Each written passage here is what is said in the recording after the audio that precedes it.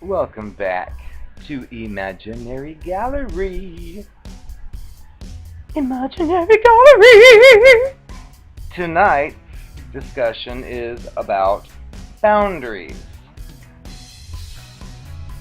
I'm going to relay a personal story involving boundaries, or actually the lack thereof boundaries, just to illustrate how this may look. Because chances are you've experienced this and didn't even realize it was a boundary violation.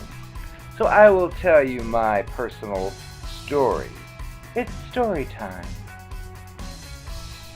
So, the situation was many years ago. I was dating a person that I worked with, who I dated for several months. But keep in mind, this was like a kid. This was a kid who'd lived his life in the closet up to this point. He had one person that he lived with, like a college mate, but they never like officially said we're a couple. It was just kind of like, yeah, we're two men, we're experimenting. Well, I was the first one he actually asked out. He went to one of our managers, who happened to be a friend of mine, and asked them about me and said, hey, what do you know about him? And the girl, which was very friendly, said, well, he likes music. So he took that and he used it to his advantage, used his imagination, and one day walked up to my desk boldly and said, hey, I've got 2 tickets to the symphony this weekend. Would you like to go? Well, I don't usually go to symphonies, but I figured I'll check on that for you. And I ended up going. But that's just the beginning. The rest doesn't matter. The point was, this went on for a few months. And I knew, it's like, I'm his first real date. He's a kid. And I would tell him stories about the different situations I went through, which he would tell me things like, when I hear you tell me stories about your past, I want that for me. And I figured, you know what, this is not going to last. So I was kind of like being realistic, thinking, well, this was nice, but it's probably not going to last, because if I'm the first one, and this kid's like 21, I was using the powers of empathy and realizing that if he wants to go elsewhere, I should probably let it happen. So I wasn't possessive, I wasn't evil like that. But after a while, I did kind of get used to having it around. Well, eventually things changed, and as expected, he found a new avenue to go down. And on one hand, I was like, well, I can't be your one and only forever, obviously, because you have a lot of exploring to do. But on the other hand, I kind of got used to having it around. So it was kind of, as they say, bitter-sweet. But anyway, it left. It was gone. And even though I felt that way, I was still, of course, hurt somewhat, because I did not... because we had, like, established, like, every weekend we hung out together, we worked and saw each other. It was nice and cute, but at the same time, I knew the reality. I was older than this person. But anyway, one of his friends happened to be a lady that I worked with. And that's what the story's about. Not him. He was gone. So I was basically just like in the dumps, because I had a hole in my social life, because I had started to structure it around this guy, and now he's elsewhere. And again, it's a mixture of, well, he needs to explore, but hey, I'm empty this weekend. Well, she stepped right in, and I happen to believe she had many cluster B personality traits. And we won't tell her name. She's probably still out there somewhere. But anyway, she knew my situation, and she was friends with him, and she was friends with me, and she knew what he was off and up to, so she would be comforting to me. So she would be nice and take my side, at least when I was around. Well, I used to like to go out to a specific nightclub on like Thursday night. It was like a normal nightclub during the week, but on Thursday they had like a special theme, which was for like alternative type music, not the mainstream stuff you hear on the radio, but the neat stuff. Well, I was part of that scene. So I would like to go there, and I would just happen to be saying, hey, I want to go out to wherever tonight, and she would say, I'll go with you. So I thought, great. Okay, and she stepped in because she knew that I had that void, and here she was offering to fill it, so I figured, well, why not? You're a coworker. We get along. Let's go. I can talk to you about my problems, and so on. And so we went, which I thought was great. However, this lady started to behave in peculiar ways. For example, one particular night that was not a nightclub night, she said, hey, why don't I come over tonight after work? Because we worked together. And so I said, sure. Well, she came over and she brought some kind of food and was cooking it on my little oven in my apartment when I was on my own. And she kept saying comments like, see, you don't need a boyfriend. I can cook this food for you. And I was like, wrong. I'm not looking for you to be my lover. But she evidently thought she could convince me that I didn't need that little boy. I could have her. And I said, you're missing a big point here. But she did act this way. And it was kind of uncomfortable. And I kind of laughed it off. But at the same time, it was kind of obsessive and sickening.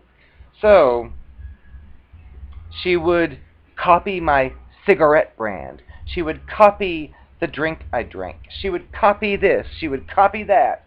And it just seemed kind of strange. But I, again, figured, well, I got a friend to hang out with tonight. The hole's on the schedule. Why not? Well, eventually, we would talk on the phone. We would discuss this and discuss that. And I thought, I got a new friend. How nice. It was kind of comforting to take my mind off of the kid who was running off to greener pastures. And yet, at the same time, there was this strange feeling. Because it was like she had it in her brain that she was going to convince me that she could provide anything the other guy used to provide, yet she was missing a vital part. But that's beside the point. But anyway, what she would do was, one example, I had, in the old days, I had an answering machine that really probably don't exist anymore, but I had one of those answering machines. I guess it was a common brand, but from what I've learned from her was that this type of answering machine you set it up and you leave your house. Well, if somebody happens to call and they would like leave a message, the answering machine, the phone, would ring like 4 times. And then after the 4th ring, it would like come on, thank you for calling whoever, please leave a message, beep. Well, she would call and, hi, this is whoever, blah, blah, blah, blah, blah, and say whatever she said. Well, many times what would happen would be I'd come home and I'd say, oh, the answering machine's blinking, because this is before the days of cell phones, which tells you how long ago this was. But I'd see the blinking and I'd click the button and I'd hear the message and I'd think, oh, she called. Well, I've got A, B, C, and D to do, so I'll call her a little bit later. So I went about my business. But what would happen, because like the narcopath, which I believe she was, or the cluster B, whatever, she would like call back again, like 30 minutes later. And again, this is how I learned this, because I didn't even know. But she would call back, and because I played the message and listened, and then chose to go about my business, well, I'd hear a new beep. Well, The phone rang 4 times this time, which means you got your messages, and you didn't call me back. And I'm like, what? This is a boundary violation. Because, yes, I got the message, and how dare she know that much about the answering machine I own? But still, it's like, eerie feeling. Because, yes, I got the message, but she was acting controlling.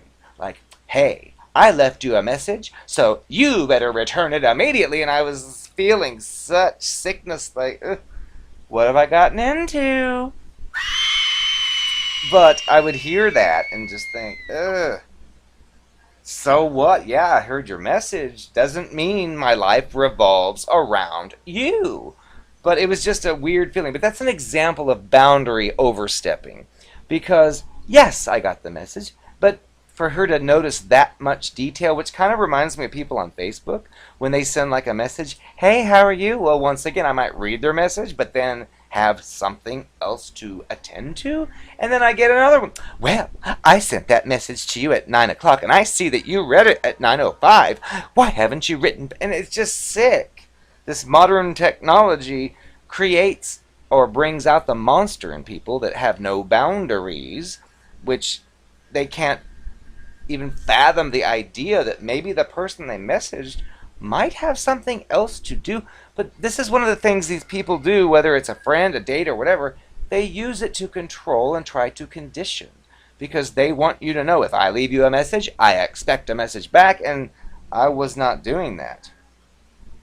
And the other part of the story was, on that particular Thursday night, one night we went out and we kind of drank a little bit more than usual. And so what normally would happen was it started to become like a weekly thing.